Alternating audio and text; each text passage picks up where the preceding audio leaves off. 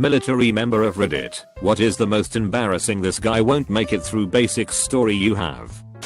Live grenade training easy as pie, it's throwing a grenade, except for M. Now at this stage of training, M had made a bad name for himself, and no one wanted to be near him on any live fire training for various reasons. So we are sitting in a bunker type building all waiting our turn when M's name is called. We all sit there knowing it's going to be disaster when we hear for fuck's sake throw it or thump, then someone being beaten. It turned when M pulled the pin. He had held the grenade wrong way round and the fly off level shot up instantly. He then froze, requiring the instructor to grab the grenade off him, throw it, then pull him down on the ground behind cover. The instructor was mega pissed off at this stage and beat the daylights out of him. 2 days later he was transferred out of the infantry and joined the RLC to stack blankets.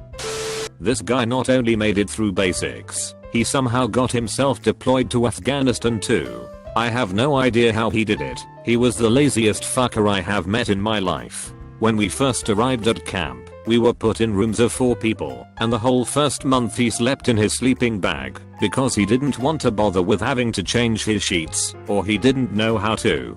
Now Afghanistan during summer is fucking hot, and this guy never showered, so you can imagine the smell of that sleeping bag. Our squad leader literally had to sit down with him and explain the importance of hygiene when you live so close with other people. Diseases spread like wildfire when they first arrive. That didn't change much though. He'd just sit in his sleeping bag in all his free time eating candy and jerking off. We heard him jerking off during nighttime after lights were out, and I swear he never left the room afterwards to clean himself up. I've no idea where his jizz ended up. Probably inside his sleeping bag. He'd also put his used chewing tobacco under his pillow when he finished. One day me and the other 2 guys were so fed up with his stank, one of us dragged him to the showers while the 2 of us left, put on some gloves, and took the sleeping bag outside to light it on fire. When we were out on our posts around the camp working, he disappeared to go to the bathroom and would be gone for close to an hour every time. He was probably jerking off in there too. If mortars started hitting close to camp, he completely freaked out and had no idea what to do. What a fucking jackass. The officer who decided he was good enough to go overseas is also a fucking jackass. Guy in my flight, let's call him Snuffles. Snuffles is one of the most unique people I have ever met. He had the look like he just flopped gasping out of the shallow end of the gene pool after his incestuous parents just peed in it. Seriously, this poor guy had the ultimate genetic short stick. He was 18, 5'4", almost emaciated, thin, and looked like he was 50. Badly balding, waspy grey hair, wrinkled skin, ear hair, nose hair, back hair. Dude was gross hairy. Had on uncomfortably thick glasses that made him look like a slightly wizened Six Flags dude, and you start to get the picture. Anyway, Snuffles could not do a single thing right. He couldn't make his bed, he couldn't do part without half dying, and he had trouble following simple instruction. The day we went to the shooting range was interesting. We were given 50 rounds and tasked with shooting a paper target 25 yards away with open sights from various positions. We all were amazed at Snuffles as we watched him explode the sandbags that are holding the uprights in place that hold the targets. 2 targets over. He was shooting about 10 feet off his mark. It was amazing. We had all agreed before range day that whoever was around Snuffles' shooting spot, that they need to put a few rounds on his paper for him. As a flight we loved Snuffles. He became kind of our mascot and everyone worked together to help him through the work. RT even started using "WTF are you doing?" smoking Snuffles' hair as an insult. He brought our flight together as a team because he never gave up. He always tried and kept trying.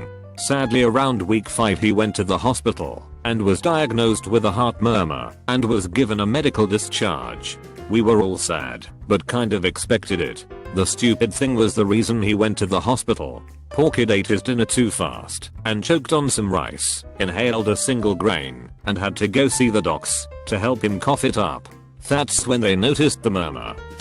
I served in a conscript army. Most everyone served, but generally unfit people did not go to combat units. We had one kid who transferred from a job into our unit for basic training.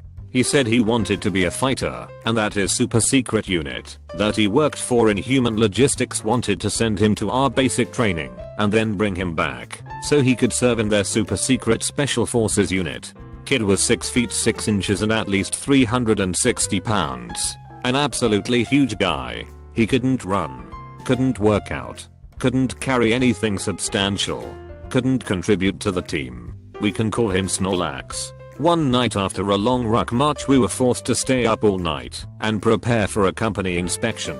This was pretty normal. We would stay up and clean all of our gear, get everything in order, etc, and go through various levels of inspection. By the time the inspection came around we had been up for about 36 hours or so. We had marched and worked out in that time and everyone was hurting pretty bad. We were only 2 or so months into training at this point and still weren't used to the total mindfuck that the army can be. The hardest part about this whole inspection is having to stand still information during the entire frickin' thing. We were all beat, barely standing up, keeping just the minimum level of acceptable when this motherfucker starts crying. He fucking starts crying in the middle of formation. He starts complaining that his legs hurt, that he can't stand up. No shit, your legs hurt. My fucking legs hurt too. Everyone's fucking legs hurt. Everyone wants to be done with this shit. The company commander, a captain, stops the inspection. Fucking wonderful. This is already painfully slow and now we are at a fucking standstill. The fucking crying, blubbering, ginormous baby then has the fucking nerve to sit the fuck down in formation. The captain looks at me, excessive excuses, pick up Snorlax, and help him stand for the rest of inspection. Motherfucker. I can barely pick myself up at this point. My entire platoon gives me the biggest look of pity I have ever seen. It takes 3 of us to lift Snorlax off the fucking ground and lean him on me. He was total dead weight. My knees were shaking. Barely able to hold up this fucking mammoth of a man. Inspection continues. The captain walks over to me and starts inspecting my gear. My gear is normally perfect. I took pride in making it that way. The entire company used my gear as an example of how to do this. During my fiasco holding up Snorlax I had accidentally kicked one thing out of place. The captain saw it. He opened his mouth like he was about to chew me out, but he stopped. He looked me in the eyes and saw my disdain for him. Pure hatred. I was almost begging him to yell at me. I don't know what I would have done, but my anger chakra was raging. He looked down at my gear, back into my eyes, down at my gear again. Perfect job, excessive excuses. Thank you, sir, I replied. The inspection went on. Snorlax never stopped crying. When it was all over, I dumped Snorlax on the floor, put my gear away, and went the fuck to sleep. Snorlax dropped out about a month later.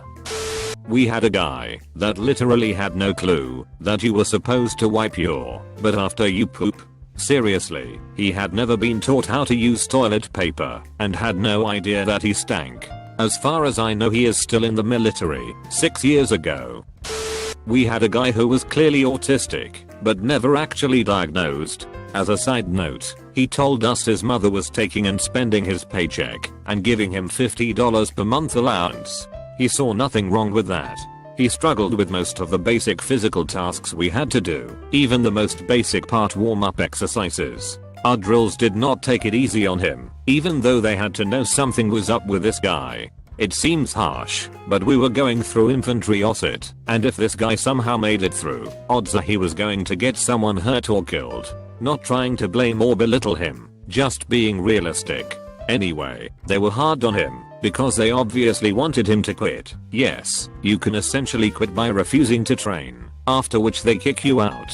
So one of our drills notices he can't even do the half jack. In front of the rest of the platoon, he changes into his part uniform and makes this kid do half jacks along with him for about a half hour straight. The kid never caught on and kept messing it up every 3 seconds. He was berated the entire time. It was more sad than embarrassing, because absolutely everyone knew what was going on. To his credit, he stuck it out and had a great attitude until they finally sent him to get diagnosed and ultimately discharged. There was one guy who wanted out after about 2 days. About halfway through we were going to start live firing our weapons, zeroing them, and he said he was going to shoot himself in the foot. Was gone the next day, so I guess he got what he wanted. I had just arrived at Great Lakes for boot camp. This was in 1991. and we are standing in line for our first introduction to what is known in the military as Operation Golden Flow, or our first urinalysis test. As I'm standing in a very long line and tip-tapping around because I have to piss so much, a guy standing behind me taps me on the shoulder and asks what we are waiting for. I look at him and tell him a urinalysis. He looks at me and asks me what a urinalysis is, so I tell him to see who has taken any drugs recently.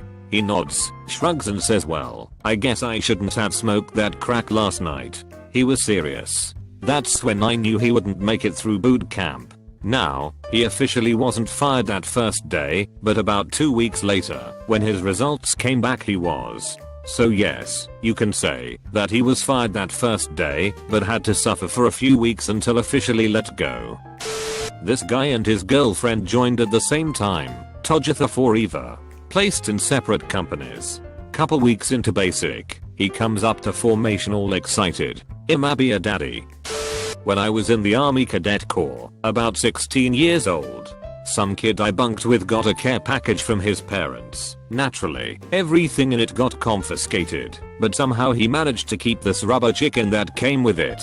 In the middle of the night he cut it open on the sharp edge of the bedpost and started fucking it. It was one of those that was filled with little white beads and they were everywhere. German military 20 years ago had a draft. I was drafted. I wear thick glasses, -9 dioptrine. German military didn't want me despite me coming with bulletproof eyes. They've explained to me that I wouldn't be able to see much if my glasses get knocked off during duty. I told them that while I wouldn't be able to make out the flag signs, I would be able to see the soldiers wearing them.